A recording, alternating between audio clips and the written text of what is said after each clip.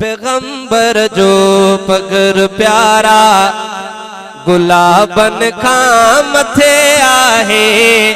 पैगंबर जो पगर प्यारा गुलाबन खां मथे आहे।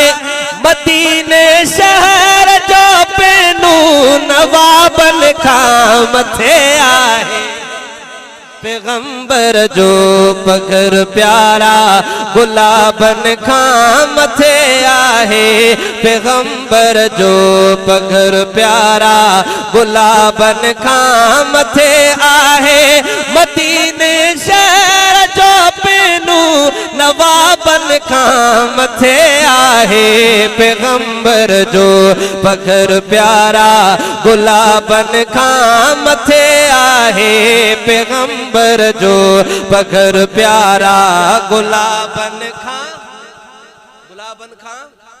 आखिर ताईं तरतीब रहंदी। गुलाबन खां मथे आहे।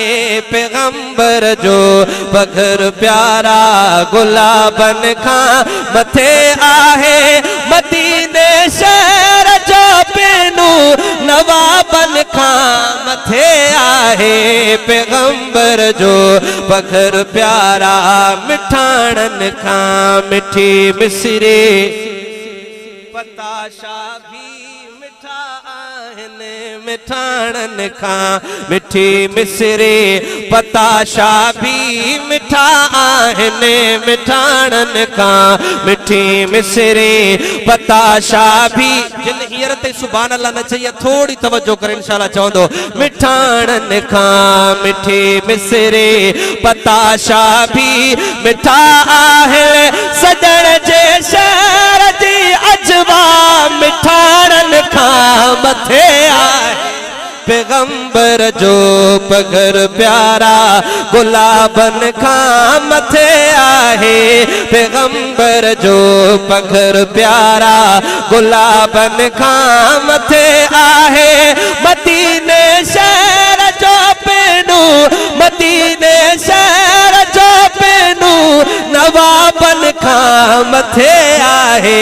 पैगंबर जो पगर प्यारा हजारे दायूं दुनिया में दुनिया जा बार पालिन थियूं। हजारे दायूं दुनिया में दुनिया जा बार पालिन थियूं। हजारे दायूं दुनिया में दुनिया जा बार पाल थियूं।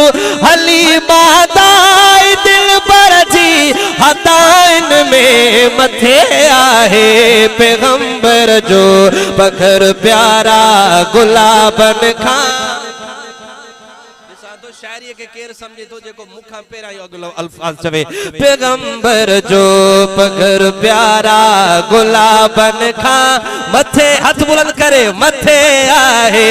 पैगंबर जो पगर प्यारा मदीने शहर जो पैनू नवाबन खां मथे हथ बुलंद करे नवाबन खां मथे आहे। पैगंबर जो पगर प्यारा गुलाबन खां मथे आहे। पैगंबर जो पगर प्यारा दुनिया जे बादशाहन जा हुजन भल सोन जा बंगला। दुनिया जे बादशाहन जा हुजन भल सोन जा बंगला। मदीने जी कच्ची कोठी हा बंगुलनि खां मथे आहे।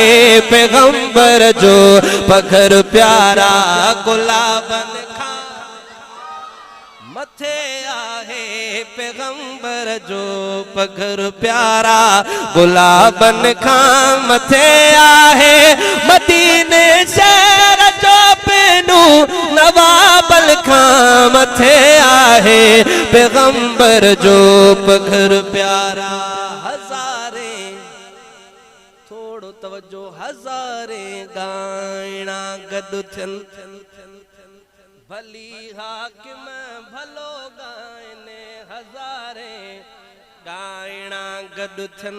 भली हाकिम भलो गाइने हज़ारे गाइणा गॾु थियनि भली हाकिम भलो गाइने